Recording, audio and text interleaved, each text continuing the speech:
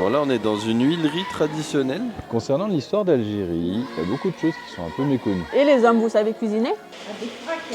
Ouais. Voilà. Ah, Du coup, on va faire une dégustation gazouze. La maison de mon arrière-grand-père. Azulflawen. On se retrouve pour cette nouvelle vidéo. Je suis trop contente. Je suis trop excitée. Elle est plus contente que moi. Ouais, c'est normal. Donc là, ça y est, on a posé nos affaires, on est bien arrivé. Et dans cette première vidéo, on ne sait pas exactement ce qu'on va faire, mais on va essayer de visiter la Kabylie et des spécificités du coup de cette région de l'Algérie. Donc évidemment, une des spécificités de la Kabylie, c'est que c'est une région amazigh, c'est une région berbère. Donc ici, on parle kabyle, on parle pas arabe. Donc il y a évidemment des coutumes et des traditions qui sont propres aux Kabyles. Et notamment une géographie un peu particulière. Ici, c'est vraiment les montagnes. On est entouré d'oliviers. Il fait un petit peu froid, voire très froid en hiver. Donc voilà, on va essayer de vous montrer un petit peu à quoi ressemblent les villages kabyles typiques. Du coup, là, où est-ce qu'on est exactement? Là, on est pas loin de Chemini, on est dans le village de mes grands-parents, à savoir à Tijounen. On vous mettra sur la carte où est-ce que c'est. Voilà, et pour ma part, j'ai vécu assez longtemps ici, enfin dans le coin du moins. Du coup, là, on est sur les traces des grands-parents d'Amine. Et donc, on vient d'arriver dans le village. Là, on a quitté la côte. Et bon, on va faire un petit tour pour se promener. Et dans les prochains jours, on va voir ce qu'on peut visiter dans le coin. On vous embarque avec nous. Let's go! Alors, ici, juste pour vous montrer, en gros, ça, c'est les restes d'une maison typique kabyle. En l'occurrence, c'est la maison de mon arrière-grand-père. Deux choses à savoir. La première, c'est que c'est construit principalement en pierre. Ce que vous voyez là. Une petite différence, par exemple, avec les maisons qu'on voyait au Maroc, qui étaient faites en pisé, les maisons traditionnelles. Ici, en Kabylie, c'est principalement de la pierre. Ensuite, l'autre particularité, vous voyez ici les restes là de... En fait, ici, il y a l'étage. Et ici, en dessous, c'était les écuries. Enfin, les écuries. Il n'y avait pas des chevaux, en fait, mais c'était tous les animaux. Les moutons, les vaches, etc. L'élevage de chacun, il était en dessous. Pourquoi? En fait, ça servait de chauffage naturel. En fait, c'est les animaux en dessous qui permettaient de chauffer la maison au-dessus. Voilà. Bon, ça y est, on a pris la route. On se perd dans les montagnes de Kabylie. Et là, on s'est arrêté parce que... Bon, hier, on vous a montré, je crois, l'ancienne maison typique kabyle. Et là, sur la route, depuis le début, on en croise plein partout. Et qui sont un peu mieux préservées que... Bon, c'est des ruines, hein, mais elles sont un peu plus sympas que les ruines d'hier, un peu plus grandes. Du coup, là, on s'est arrêté pour aller en voir. Franchement, je pense qu'à l'image, peut-être ce soir, on essaiera de filmer au coucher de soleil. Parce que là, la vallée, il y a tellement de soleil, c'est tellement éclairé que du coup, on se rend pas compte de la beauté du paysage. Vous voyez, c'est un peu... Enfin, comme un peu brumeux, un peu flou quoi. Mais ce soir, on va essayer de vous montrer la vallée. Elle est incroyablement belle. Et on est entouré que d'oliviers, quoi. Voilà. Et là, Amine, il a défoncé la porte pour rentrer. Il y a quelqu'un? Voilà, du coup, là, on est sur les ruines d'une ancienne maison kabyle. Là, on voit bien. C'est ce qu'on disait, c'est principalement de la pierre comme ça. Et ceux qui en avaient les moyens, en fait, ils avaient des tables en dessous de la maison et puis ça leur permettait de se chauffer naturellement grâce à la chaleur des animaux. Je pense qu'ici, les gens viennent faire des barbecues sauvages puisque c'est une maison abandonnée. Alors, vous voyez, c'est un peu crado par endroit. C'est dommage. Mais voilà, ça vous permet de voir à quoi ressemble une maison kabyle. Ce qu'on vous disait là, c'est qu'ici, les gens ils cultivent ils cultivaient ou ils cultivent toujours principalement des olives. Donc vous voyez tout autour de moi là, oui, il y a des oliviers. Et là, c'est bientôt la période de la récolte puisque ici, vous allez voir de belles olives noires, pas tout à fait finies de mûrir, pas encore la saison, mais ça devrait pas tarder. Alors, il se peut que cette année ce soit pas une grosse récolte parce que la sécheresse est passée par là et qu'ici, comme un peu partout, on ressent les effets du réchauffement climatique. Et donc, a priori, la récolte cette année ne devrait pas être très bonne malheureusement. Pour notre voyage, on va essayer de vous montrer plein de choses de l'Algérie, des paysages, de la gastronomie et évidemment un peu d'histoire. Concernant l'histoire d'Algérie, il y a beaucoup de choses qui sont un peu méconnues. L'histoire évidemment qui est connue en Algérie, c'est la guerre d'Algérie. Alors on vous montrera dans les prochaines vidéos des histoires beaucoup moins connues et pourtant tout aussi importantes, mais aujourd'hui on commence par la plus connue, à savoir l'histoire de la guerre d'Algérie. Il faut imaginer que ça a commencé officiellement ici, on est dans le village d'Ifri. Et dans le village d'Ifri, c'est ici qu'a eu lieu le congrès de la Soumam. Donc la Soumam, c'est cette vallée et c'est ici que les groupes de résistants ont déclaré la guerre à la France. Du coup, on va vous filmer à l'intérieur pour vous montrer. Bon, là, ce que vous voyez, c'est la maison, c'est le lieu même où a eu la réunion des dirigeants du FLN qui ont décidé de mener la révolution. Et il disait à Amine, c'est trop drôle parce que bon, il y a des drapeaux et tout à l'extérieur, c'est normal. Mais regardez en haut, en haut sur le plafond, au cas où. C'est dans cette maison en fait qu'il y a derrière nous que se sont réunis les principaux dirigeants de la résistance. Donc Larbi Ben Mehdi, Abban Ramadan, etc. Et donc c'est ici qui sont organisés, si vous voulez, qui se sont entendus en fait pour organiser la résistance et la révolution. Là on est dans la partie, alors c'est censé être le musée mais il y a zéro explication, je trouve que c'est dommage. Alors il y a des explications mais je crois que c'est en arabe, mais il n'y a pas d'explication en kabyle ou en français. Du coup il y a beaucoup de portraits de gens qui ont participé forcément à la guerre d'indépendance, donc soit des martyrs ou soit des gens qui sont pas morts en combat mais qui plus tard ont joué un rôle dans l'Algérie qui a été libérée. Je pense notamment par exemple à des gens comme Houari Boumedienne, qui est devenu président par la suite. On va retrouver aussi des artefacts en fait qui ont servi pendant la guerre, des pistolets, là-bas des habits militaires. Et vous voyez au plafond, il y a encore beaucoup de drapeaux.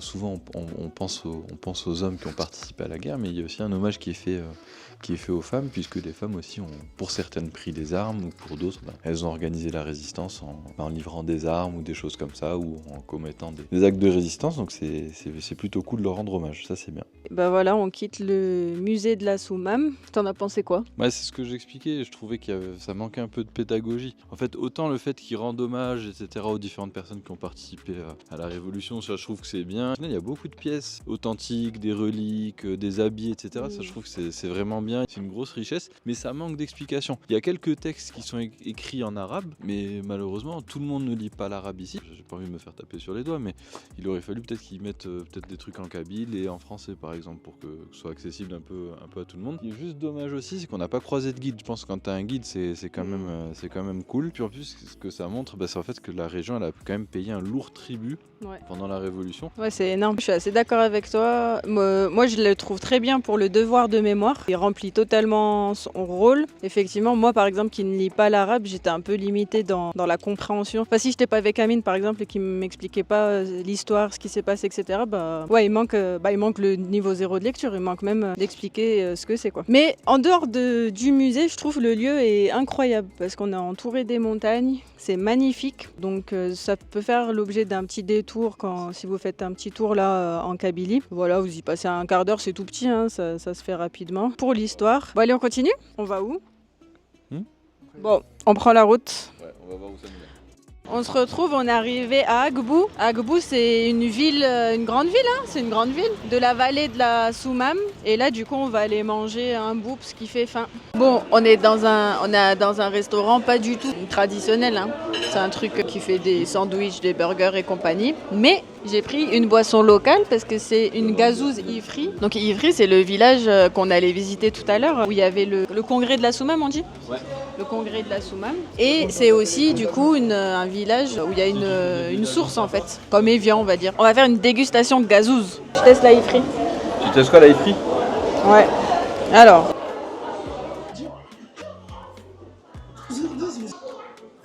C'est bizarre comme goût. Je pense pas trop aimer. Vas-y, fais-moi goûter. Alors c'est pas que du citron, je pense qu'ils doivent mélanger avec autre chose. C'est pas la meilleure, hein. Bah on valide pas du tout celle-là. Ouais. Non. C'est l'heure de la Golden Hour, comme vous pouvez voir derrière moi. Et donc on en profite, là on est sortis tous les deux pour se balader un peu là, au coucher de soleil. On en profite aussi pour faire des plans vidéo. D'ailleurs dites-nous si vous avez vu une amélioration dans ce qu'on propose niveau qualité de vidéo. Parce qu'on a essayé d'améliorer déjà notre manière de monter avec les musiques, etc. Mais aussi le matériel qu'on utilise. On est preneur de vos retours. Et là du coup on est au milieu des champs d'oliviers.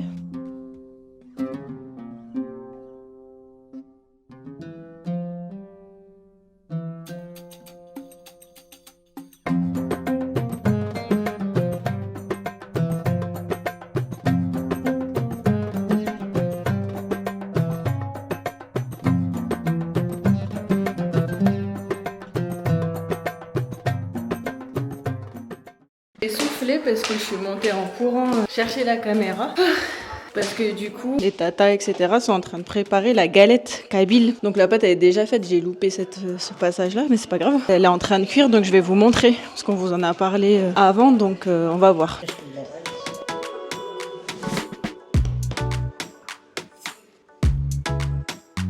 Et donc une fois que la galette elle est prête, on la fait cuire ici sur la fonte.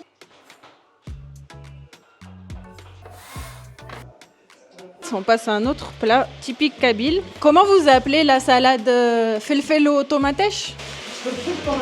Ça, c'est des poivrons qui ont été frits. Et là, ceux qui sont en train d'être frits. Et après, avec de la tomate à la poêle, etc. Et c'est la salade que vous trouverez sur toutes les tables kabyles. C'est obligatoire. On va voir ça. Et quand vous voyez des poêles comme ça, vous savez que c'est des poêles qui ont travaillé. Et les meilleurs plats, ils se font tout le temps dans ces poêles, ces casseroles. Ouais. Voilà. Ah. Voilà.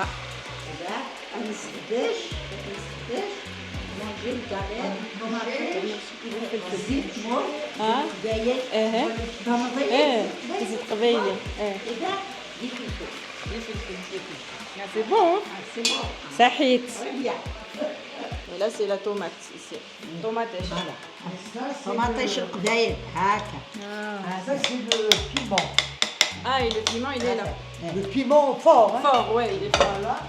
Et ça c'est le poivron doux. Mais c'est pas les mêmes poivrons que ceux-là. Non, ça c'est mi-piquant, mi...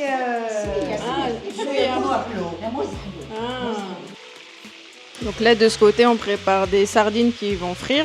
Donc les sardines, vous les avez écaillées. Écaillé, lavé, salé et enfariné et frit. Ça coûte combien le kilo de sardines ici?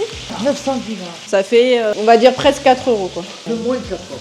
Et bien sûr, qui dit sardine, dit chat.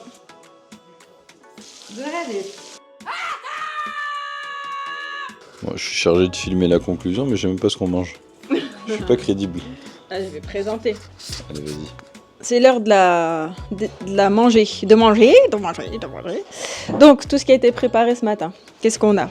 On retrouve la galette que vous avez vu cuire sur la poêle en fonte ce matin. Une salade genre macédoine, on va dire, entre guillemets. Le poisson grillé qui n'est pas de la sardine, qui est un poisson blanc, un petit poisson blanc. Et les poivrons felfel. Alors, ce qui est drôle, c'est qu'il y a 3 sortes de poivrons. Il y en a des ultra pimentés, il y en a des neutres, pas pimentés, poivrons classiques. Et il y en a des mi-doux, mi-piquants. Puis voilà, on va bientôt passer à table. Et le chat qui s'est attablé. Allez, on va manger. Qu'est-ce que t'as pris, toi? Tomate, poivron. La tomate, ça pique? Non. Et je préfère demander depuis l'incident de... Ceci dit, tu as demandé, on t'a induit en erreur. Ouais. Et là, c'est lequel? C'est celui-là qui pique pas le poivron. Non, il pique. Je vous montre. Dans mon assiette, je sais pas si vous allez voir. Des c'est poissons, sérieux œufs, poivrons et Non, mais- tomates. Mmh. C'est trop bon la tomate. Ah bon? Ah ouais, excellent. Et les hommes, vous savez cuisiner? Oui, cuisine quand même. Vous avez deux bonnes avocates. Hein. Non, tu as cuisiné. Il a l'air étonné même lui. Attends, déjà, on vous a abandonné hier en plein repas. On était en train de manger ce qu'on avait cuisiné, enfin ce qu'on avait cuisiné, on n'en a rien cuisiné, hein. C'est les tantes d'Amine, etc. qui ont cuisiné le matin. Déjà, c'était excellent. Première chose, premier truc à dire, on a trop bien mangé. Spéciale mention pour la tomate, c'est mes mentions à moi. Mention spéciale. Mention spéciale. Et mention spéciale au pain. Du coup, je voulais pas montrer parce qu'il a cuit dans l'après-midi, on l'a mangé le soir. Mais un pain brioché, là, un petit peu, je vous le montrerai plus tard dans la journée, s'il en reste. Bon, là on est dans une huilerie traditionnelle. Là, ils nous ont expliqué comment ils faisaient l'huile d'olive. Donc en gros, ils amènent les gros sacs d'huile d'olive qui sont là, qui passent ici, donc qui remontent par ce tube. Et ensuite, ça vient ici à l'intérieur, où l'huile est pressée. Regardez. Ça sent bon, hein. Et ensuite, cette pâte, elle est extraite. Ici, il laisse reposer la pâte. Elle est mise dans ces espèces de tubes là que vous voyez. Et ensuite, ça passe à la presse. Et ensuite, ça vide la pâte de son jus qui donne l'huile d'olive.